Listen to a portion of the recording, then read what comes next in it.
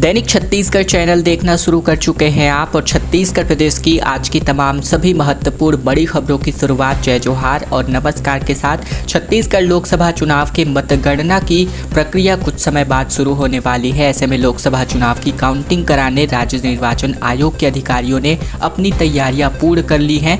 11 लोकसभा सीटों में पड़े मतदान की काउंटिंग कराने के लिए छत्तीसगढ़ निर्वाचन आयोग के अधिकारियों ने प्रदेश में 94 मतगणना हॉल निर्धारित कर दिए हैं। ऐसे में इन मतगणना हॉल में 4 जून से सुबह 8 बजे काउंटिंग जो है शुरू होने वाली है, यानी कुछ समय बाद आपको रुझान मिलने शुरू हो जाएंगे। काउंटिंग समय पर हो इसके लिए प्रवेश के लिए चुनाव आयोग ने सुबह 7 बजे तक का समय तय किया है। 3 लेयर की सिक्योरिटी जांच के बाद ही मतगणना एजेंट्स, काउंटिंग के लिए तैनात कर्मचारी और अन्य अधिकारी काउंटिंग स्थल में प्रवेश कर सकेंगे। गैर पास धारकों लोगों को जो है काउंटिंग स्थल में प्रवेश की अनुमति नहीं होगी। साथ ही विवादों से बचने के लिए आयोग ने मतगणना हॉल के 100 मीटर तक यहाँ पर कोई भी गाड़ियाँ नहीं खड़ी रहेंगी। यहाँ पर पहुँचने के लिए सभी को पैदल ही जाना होगा। कुल मिलाकर 6562 अधिकारियों और कर्मचारियों की ड्यूटी छत्तीसगढ़ में लगाई गई है।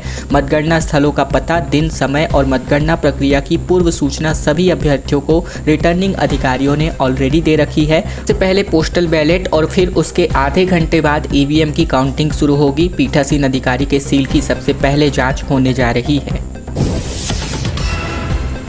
और अब खबर रायगढ़ से, जहां 24 घंटे से यहां ब्लैकआउट की स्थिति निर्मित है। पब्लिक भड़क गई है। मंत्री जी के बर्तने में अधिकारी के व्यस्त होने की वजह से पूरी बिजली व्यवस्था चरमरा चुकी है। छत्तीसगढ़ के रायगढ़ जिले में 24 घंटे से शहर के कई इलाकों में ब्लैकआउट की स्थिति है। भीषण गर्मी की वजह से हलाकान शहरवासियों ने बिजली विभाग के दफ्तर का ही घेराव कर दिया।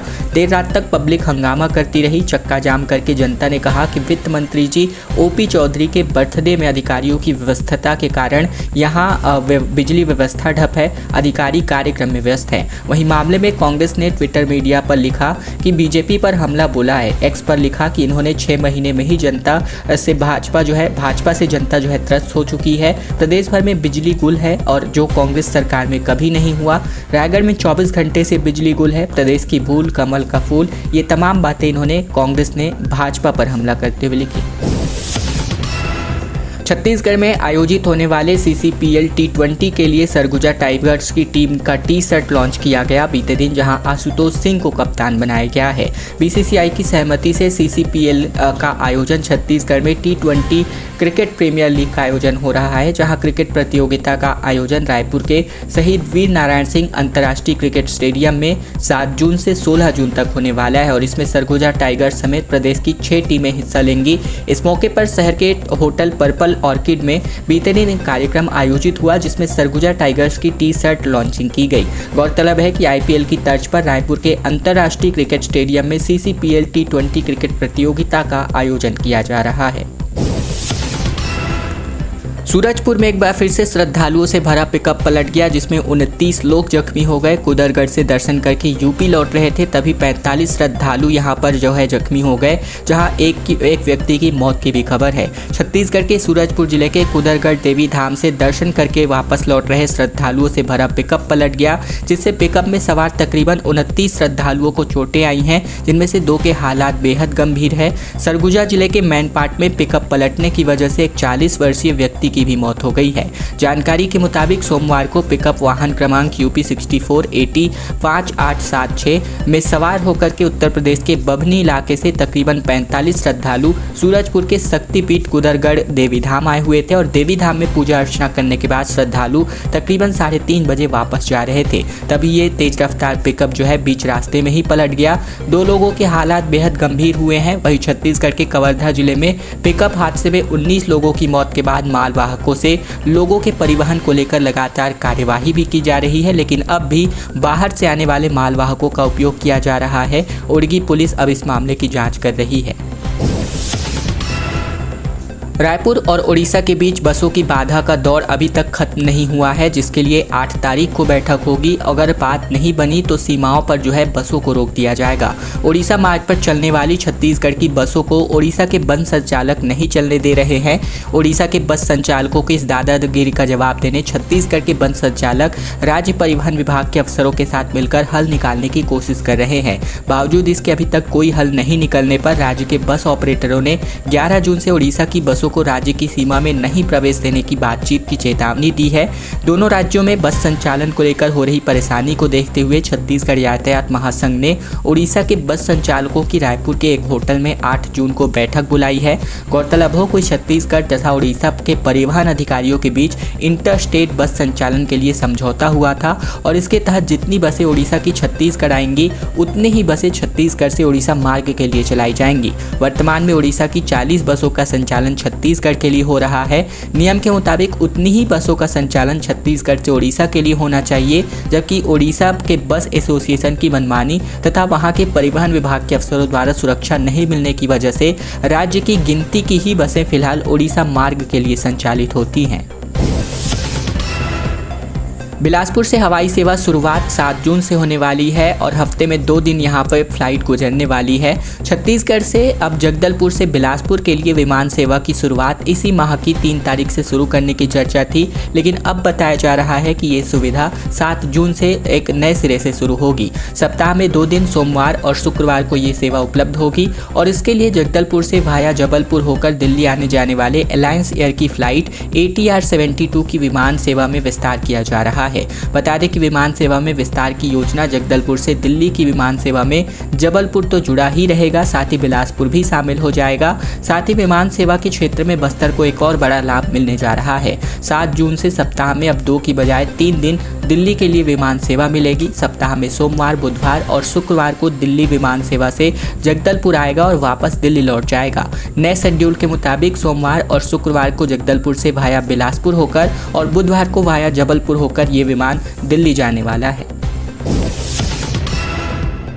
इसी महीने रीवैल्यूएशन और रीटोटलिंग का रिजल्ट आने वाला है, जिसकी तैयारियां छत्तीसगढ़ माध्यमिक शिक्षा मंडल ने कर रखी है। 28,000 कॉपियों का दोबारा मूल्यांकन होगा। सप्लीमेंट्री परीक्षा की भी तैयारी शुरू हो चुकी है। छत्तीसगढ़ माध्यमिक शिक्षा मंडल 10वीं और 12वीं के पुनर्मूल्यांकन के तहत 28,000 कॉपियों को एक बार फिर से मूल्यांकित करेगा।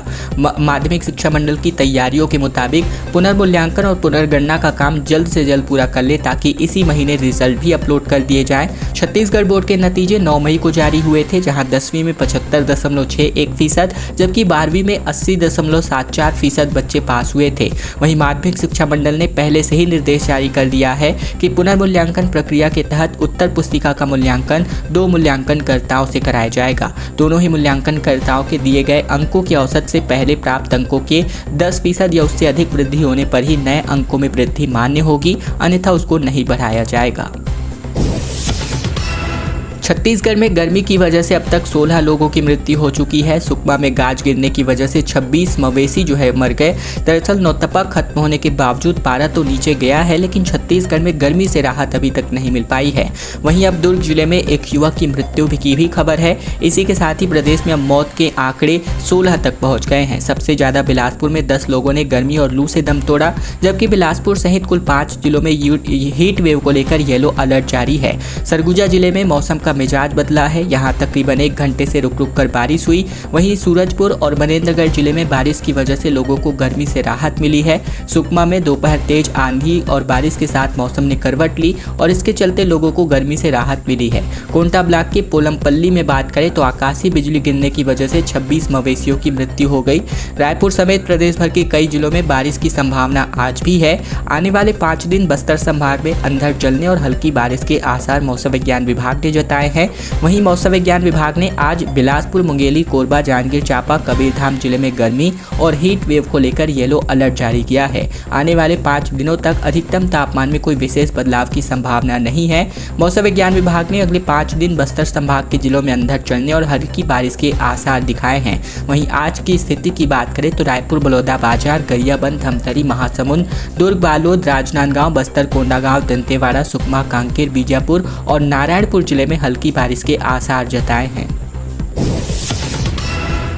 रायपुर में भाजपा ने 400 पार के लिए महायज्ञ आयोजित किया, जहां काली मंदिर में आहुति दी गई। सवाल उठाने पर कांग्रेस को सनातन विरोधी बताया गया। लोकसभा चुनाव के नतीजों के पहले रायपुर में हवन पूजन यज्ञ हुआ, जहां बीते दिन काली मंदिर में भाजपा के नेता 400 पार के लिए आहुति करते दिखे। तो वहीं कांग्रेस ने इस पर तंज कसते हुए कहा कि कुछ काम किया होता तो भाजपा नेताओं को प्रार्थना की जरूरत नहीं पड़ती। इस पर बीजेपी ने कांग्रेस को सनातन विरोधी बताया। आकाशवाणी चौक स्थित काली मंदिर में महायज्ञ में नरेंद्र मोदी की तस्वीर और भाजपा के झंडे बैनर पोस्टर लगे हुए थे। हवन में कार्य समिति के सदस्य संजू नारायण सिंह समेत कई नेता और 5 पंडित मंत्रों का उच्चारण कर रहे थे, जबकि भाजपा नेता यज्ञ में आहुति दे रहे थे। ब्लास्ट होने की वजह से बुधवारी बाजार में भीषण आग लग गई। कोरबा में दुकान बंद करके घर गया था और समोसे के ठेले में अचानक से ये सिलेंडर फट गया। कोरबा के बुधवारी बाजार की बात हो रही है, जहां बीती रात को एक सिलेंडर में ब्लास्ट होने की वजह से कई दुकानों में आग फैल गई और इस हादसे में कई दुकानदारों को काफ़ी नुकसान हुआ है। हालांकि हादसे में किसी भी तरह की जनहानि नहीं हुई है, ये राहत वाली बात है। सूचना के बाद मौके पर पहुंची फायर ब्रिगेड ने घंटों की कड़ी मशक्कत के बाद इस आग पर काबू पाया। जानकारी के मुताबिक बुधवारी बाजार में रविवार रात को भीषण आग लग गई थी। बताया जा रहा है कि बाजार में मौजूद समोसे के ठेले में रखे हुए सिलेंडर में यह ब्लास्ट हुआ, जिसके बाद आग का फैलाव होने लगा। आग लगते ही एक के बाद एक करके कई दुकानें आग की चपेट में आ गई, जिससे चारों तरफ अफरा तफरी मच गई। गजराजों का एक बड़ा दल सड़क पार करते हुए दिखाई दिया और सड़क के दोनों ओर वाहन के पहिए थम गए। इनकी वजह से छत्तीसगढ़ के रायगढ़ जिले में बीती शाम को धर्मजयगढ़ क्षेत्र में सड़क पार करते हुए जंगली हाथियों का एक दल का वीडियो सोशल मीडिया पर सामने आया है और इस दौरान सड़कों के दोनों ओर भारी वाहनों की लंबी कतारें लग गई। हाथियों की बड़ी संख्याओं को देखते हुए गाँव-गाँव में मुनादी कराकर लोगों को सावधान रहने को कहा गया है। इस संबंध में मिली जानकारी के मुताबिक रायगढ़ जिले में एक लंबे अरसे से जंगली हाथियों की मौजूदगी रहती है। हाथियों के द्वारा लगातार फसल नुकसान की भी घटनाएं सामने आती रहती हैं। रायगढ़ जिले के रायगढ़ और धर्मजयगढ़ वन मंडलों में इन दिनों 140 से ज़्यादा हाथी अलग अलग दलों में विचरण कर रहे हैं। बड़ी संख्या में हाथियों की मौजूदगी को देखते हुए वन विभाग के द्वारा लगातार हाथी प्रभावित ग्रामीण इलाकों तक पहुंचकर मुनादी कराते हुए गाँव के ग्रामीणों को किसी भी काम में के सिलसिले में जंगलों की तरफ न जाने की हिदायत दी जा रही है, ताकि हाथी मानव द्वंद्व को रोका जा सके। 5 स्टार होटल में बैठकर नक्सलवाद पर सुझाव मांग रहे गृह मंत्री, ये कहना है दीपक बैज का। इनका कहना है पीडिया चले वहां अब जनता सच बताएगी, उनको कोई गंभीरता से नहीं लेता। दरअसल गृह मंत्री विजय शर्मा ने नक्सल उन्मूलन और पुनर्वास को लेकर बुद्धिजीवियों से सुझाव मांगा है, जिस पर पीसीसी अध्यक्ष दीपक बैज ने कहा कि नए गृह मंत्री हैं, मीडिया में बने रहना उनका शौक है, बार बार जगदलपुर जा रहे हैं, उनसे आगे नहीं बढ़ पा रहे हैं। मैंने उनको पीडिया का निमंत्रण दिया था पर उनका कोई जवाब नहीं आया। मतलब गृह मंत्री जो कह रहे हैं वह सही है। दरअसल दीपक बैज ने कहा कि जगदलपुर में बंद कमरे में बैठकर फॉर्म भरवा रहे हैं, एसी कमरे में बैठकर सुझाव मांगे जा रहे हैं। वो जगदलपुर से आगे बढ़ नहीं पा रहे थे, शायद वो पीडिया जाते तो उन्हें शायद सुझाव अच्छे मिलते। जगदलपुर के शहर के 5 स्टार होटल में बैठकर वो नक्सल मुद्दे पर सुझाव मांग रहे हैं। गृह मंत्री को अब कोई गंभीरता से नहीं लेता, उन्हें केवल मीडिया में बने रहने का शौक है। फिलहाल नक्सलियों पर अपने सुझाव मांगने वाले बयानों को लेकर के विजय शर्मा पर हमला बोलते हुए दीपक बैज ने बातें मीडिया से बातचीत में कही। छत्तीसगढ़ के रेल यात्रियों की एक बार फिर से परेशानी बढ़ती जा रही है, जहां रेलवे ने 19 ट्रेनों को रद्द कर दिया है, कई का रूट बदल दिया गया है और कई की यहां पर पहले से ही घंटों लेट चलाई जा रही हैं। दक्षिण पूर्व मध्य रेलवे के सिकंदराबाद रेल मंडल के काजीपेट जंक्शन बल्हार शाह सेक्शन के औसिफाबाद रोड रेचनी रोड पर रेलवे स्टेशनों के बीच 7 जून से 6 जुलाई 2024 तक तीसरी लाइन कनेक्टिविटी का कार्य किया जाएगा और इस नॉन इंटरलॉकिंग कार्य के चलते रेलवे प्रशासन ने छत्तीसगढ़ से होकर गुजरने वाली 19 ट्रेनों को रद्द किया है। वहीं 8 ट्रेनों को परिवर्तित मार्ग चलाने से फैसला किया गया है। अगर आप भी आने वाले कुछ दिनों में रेल यात्रा की योजना बना रहे हैं तो असुविधा से बचने के लिए यहां पर अब जो कैंसल ट्रेनें हैं उनकी लिस्ट जाकर जरूर चेक कीजिएगा। अगली खबर आ रही है रायपुर से, जहां पर लालगंगा शॉपिंग कॉम्प्लेक्स में आग लगने की वजह से भीषण हड़कंप मच गया। दरअसल प्रदेश में बढ़ती गर्मी की वजह से लगातार आग लगने की घटनाएं सामने आ रही हैं। इसी बीते दिन राजधानी रायपुर के मध्य में स्थित लालगंगा शॉपिंग कॉम्प्लेक्स में भी भीषण आग लग गई, जहां पर ये हादसा बड़े हादसे में तब्दील होते होते बच गया। इस दौरान शॉपिंग कॉम्प्लेक्स में कुछ देर के लिए अफरा तफरी भी मच गई थी। जानकारी के मुताबिक आग लगने के बाद घबराए हुए लोगों ने आनंद फानन में शॉपिंग कॉम्प्लेक्स के बाहर निकलकर खुद को बचाया। आग की लपटें और धुएं का गुबार कई दूर से नजर आ रहा था। शॉपिंग कॉम्प्लेक्स के बाहर लोगों की भीड़ एकत्रित हो गई थी। वहीं आग लगने की कारणों का पता अभी तक नहीं चल पाया है। साथ ही आग पर काबू पा लिया गया है और सभी लोग सुरक्षित भी हैं।